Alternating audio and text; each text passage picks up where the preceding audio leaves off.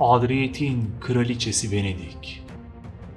Doğal güzelliği, mimarisi ve sanat eserleriyle ün yapmış bu kent, bir zamanlar küçük bir kasabayken zamanla Akdeniz'e hükmederek dünya ticaretinde ve siyasetinde söz sahibi olmuştur. Peki 1000 yıl boyunca ayakta kalıp bir zamanlar tüm Akdeniz'e hükmeden Venedik Cumhuriyeti neden günümüzde sadece turistik bir şehirden ibaret? Bu soruların cevabı ve daha fazlası için videoyu sonuna kadar izleyip bu ve bunun gibi daha fazla içerik için yorum yapıp beğeni butonuna basmayı, abone olmayı ve bildirimleri açmayı unutmayınız.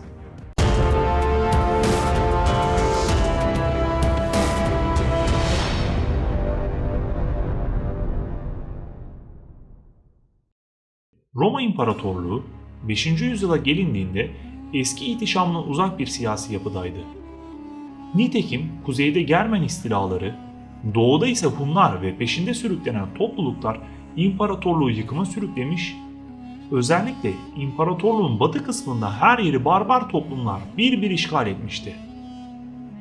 Bu kargaşadan kaçabilenler de yaşamak için daha güvenli bir yer arayışına girerek bugünkü Venedik kentinin kıyı lagünlerine yerleşti. Tuzlu su lagünlerinin gelgitleri düzenli olarak yükseldiğinden Venedikliler burayı inşa etmek için daha sağlam bir şeye ihtiyaç duydular. Bunun için uzun tahta yığınlarını bu bataklıkların derinliklerine yerleştirdiler. Suya maruz kalan bu tahtalar çürümek yerine sertleşerek taş gibi sert bir yapıya dönüştü ve kentin temelini oluşturdu.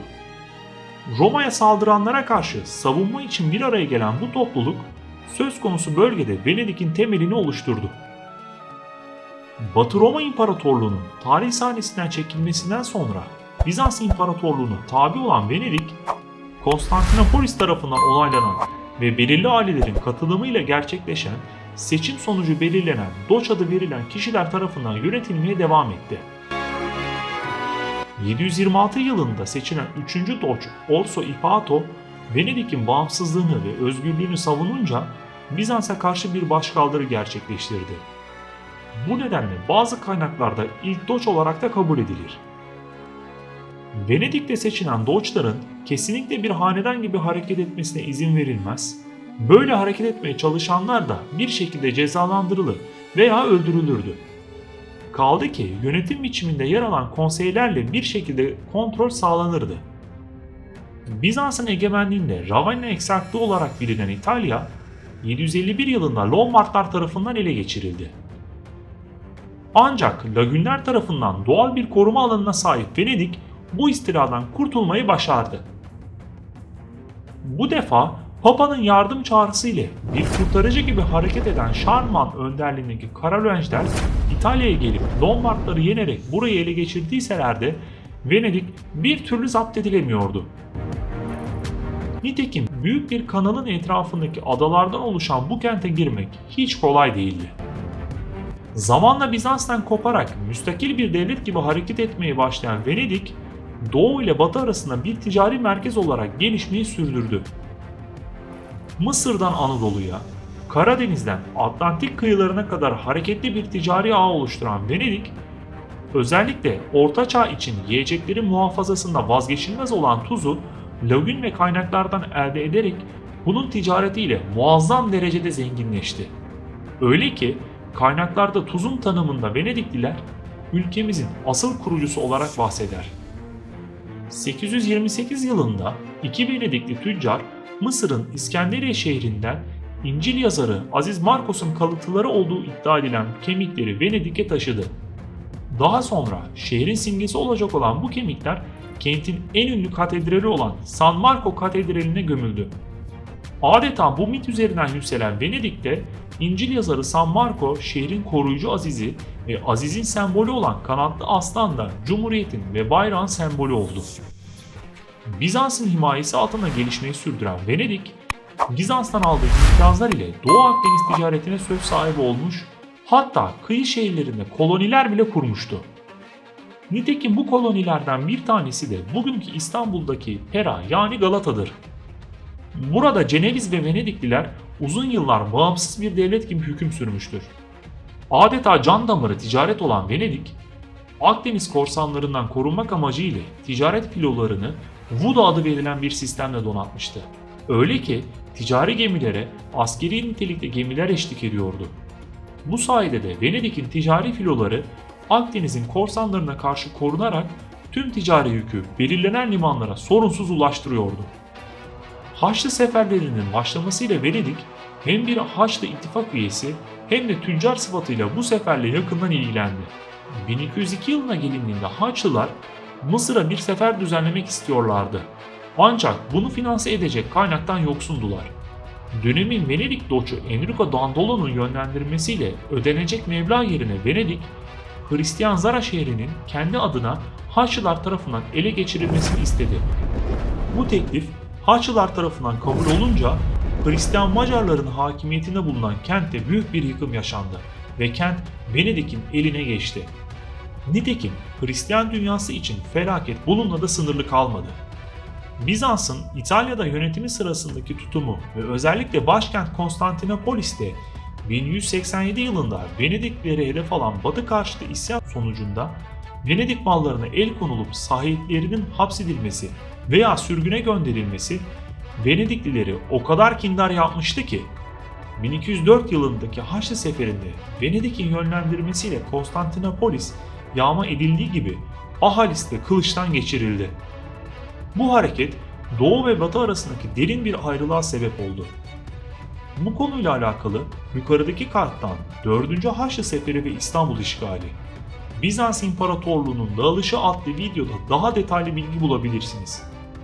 1204 yılındaki sözde Haçlı Seferi ancak tarihçilerin artık mutabık olduğu Bizans işgal hareketi sırasında Bizans toprakları Venedik ve Haçlılar arasına pay edildi. Venedik, Ege adalarını, Girit'i, Mora Yarımadası'ndaki Modon ve Koron bölgelerini ele geçirdi. Ancak Bizans'ın yağmalanmasıyla muazzam derecede zenginleşip güçlenen Venedik'in bu yükselişi başka bir denizci devlet olan Ceneviz ile aralarındaki rekabeti de körükledi.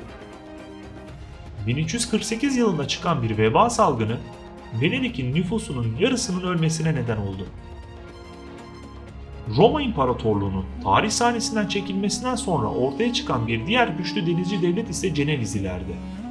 Zamanla kolonileri ve yaptıkları ticaret sayesinde genişleyen Cenevizliler, Venedik'in Akdeniz'deki hakimiyetini tanımadı. Nitekim iki devlet arasında gerçekleşen savaş ve mücadeleler Suriye sahillerinden Adriyatik'e hatta Karadeniz'e kadar devam etti. Öyle ki bu savaşların birinde Marco Polo Cenevizlilere esir düşmüş ve tutsak bulunduğu hapishanede ünlü Çin seyahatini kaleme aldırmıştır. Venedik ve Cenevizliler arasındaki 4. savaşta büyük bir başarı sağlayan Cenevizliler Venedik'e 24 kilometre kadar yaklaşmış, neredeyse Venedik'i tarih sahnesinden silme noktasına gelmişti. Ancak Venedik donanması kadırgaları top ile kullanarak Ceneviz donanmasını tuzağa düşürmüş ve bu işgal hareketinden kurtulmuştu. İki devlet arasında imzalanan Torino Anlaşması ile Venedik büyük tavizler vererek 1381 yılında bu mücadeleden de sıyrıldı. 1400'lü yıllarda ise Venedik sakin bir yüzyıl yaşadı. Bu dönemde Rönesans hareketi Floransa kentinden sonra Venedik'te de önemli bir merkez oldu. Venedikliler Bizans'tan devraldığı kültürel mirası Rönesans ile harmanlayarak mükemmel eserlere imza attılar. Yine bu dönemde Venedik, deniz aşırı kolonilerini korurken ilk kez İtalya anakarasına uzanan Verona ve Padua gibi kentleri para ile savaşmadan ele geçirdi ve sınırlarını Kuzey İtalya yönünde genişletti. Ayrıca Macaristan'daki iç savaşı fırsat bilen Venedik, Dalmaçya kıyılarından Arnavutluk sahillerine kadar yayılım sahasını genişletti. Kıbrıs'ı da 1489 yılında miras yoluyla ele geçirdi. Osmanlı Devleti'nin tarih sahnesine çıkmasından sonra yüzyıllar boyunca Venedik ve Osmanlı Devleti Dalmaçya ve Yunanistan'da sınır komşusu oldu. Ancak Osmanlıların 1453'te Konstantinopolis'i fethetmesiyle Osmanlı vesikalarında Venedik Cumhuru olarak nitelendirilen Venedik içinde çanlar çalmaya başladı.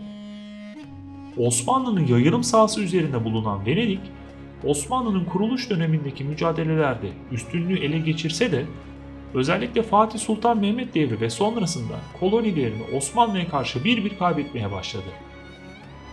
Osmanlı ile ilişkileri Venedik'in diğer yüzyıllarda da devam etti. Fatih Sultan Mehmet bizzat Gentile Bellini'yi saraya çağırarak kendi portresini yaptırmıştı. Ayrıca bazı Venedikli kişiler Osmanlı Devleti'nde yüksek mevkilere kadar yükseldi. Nitekim Kanuni Sultan Süleyman'ın Vezir-i Azamı İbrahim Paşa, Yunanistan'daki Parga'dan gelen bir Venedik vatandaşıydı. Osmanlı'nın Akdeniz'de üstünlüğü zamanla ele geçirmesiyle ticari ayrıcalıkları ortadan kalkan Venedik, İtalya savaşları ile İtalyan kent devletleri ve Avrupa devletlerine karşı da savaşmak zorunda kalmıştı. Her şey bununla da sınırlı kalmamıştı. 16. yüzyılda coğrafi keşiflerle beraber ticaret rotası değişiyor, Akdeniz artık ticaret için önemini yavaş yavaş yitiriyordu. 17. yüzyılda Venedik bir yandan Avrupa'daki savaşlar, bir yandan da Osmanlı ile yapılan savaşlarla meşgul oldu. 24 yıl süren bir kuşatmanın ardından Osmanlı Devleti, Girit'i artık eski gücünden yoksun olan Venedik'ten ele geçirmeyi başardı.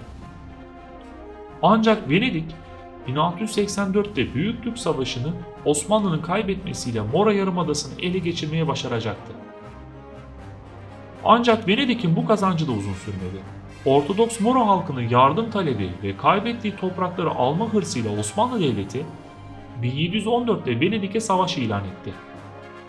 Avusturya'nın da Osmanlı'ya savaş ilan etmesi ve Osmanlı ile imzalanan Pasarofça Anlaşması ile Venedik, Arnavutluk ve Dalmaçya'da küçük kazanımlar dışında Mora ve çevresindeki adaları kaybetti. 1796 yılına gelindiğinde de kendisini savunmaktan yoksun olan Venedik Cumhuriyeti'nin savaş filosunda yalnızca 4 kadırga ve 7 kalyon vardı. 1797 yılında da Napolyon Bonaparte Venedik Cumhuriyeti'ni işgal ederek Venedik'in 1100 yıl süren tarih serüvenini sonlandırdı.